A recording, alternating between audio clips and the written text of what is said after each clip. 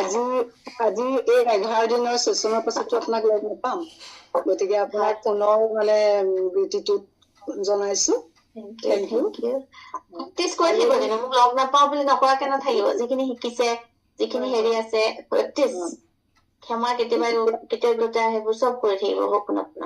হয় এতিয়া মোৰ মানে কবলগীয়া আগৰ যিসকলে মোৰ আগত হৈ গ'ল, মঞ্জুলা বাইদেউ, তাৰপিছত আমাৰ ৰুবি, তেওঁলোকে যিখিনি কৈছে মনৰ অনুভৱ সেই একেখিনি অনুভৱেই মোৰো, গতিকে মই বহলাই নকওঁ।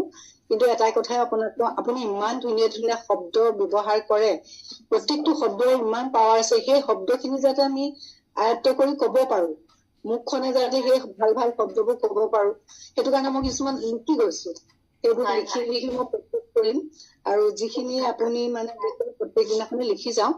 এতিয়া ভাবিছো কাইলৈৰ পৰাতো ক্লাছটো নহব, গতিকে যদি মোৰ প্ৰেক্টিচটো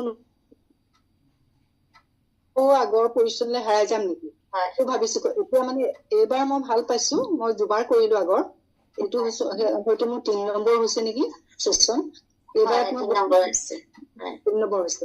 মই এইটো সেশনত মানে এইটো ক্লাছ কৰি মই বহুতখিনি উপকৃত হৈছে, বহুতখিনি শিকিব পাৰিছো কথাখিনি।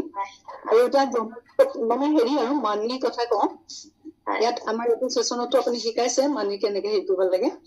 তেতিয়া আজি মানে কি হ'ল, মই এইখিনি ঘটনা এটা কব খুজিছো।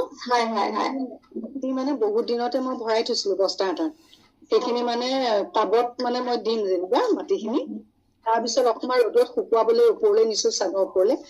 তাৰপিছত অলপ শিল বালি কিবা কিবি সোমাই আছে, আৰু ভবা নাই মই তাত যে সেই বস্তুটো আছে। তাৰপিছত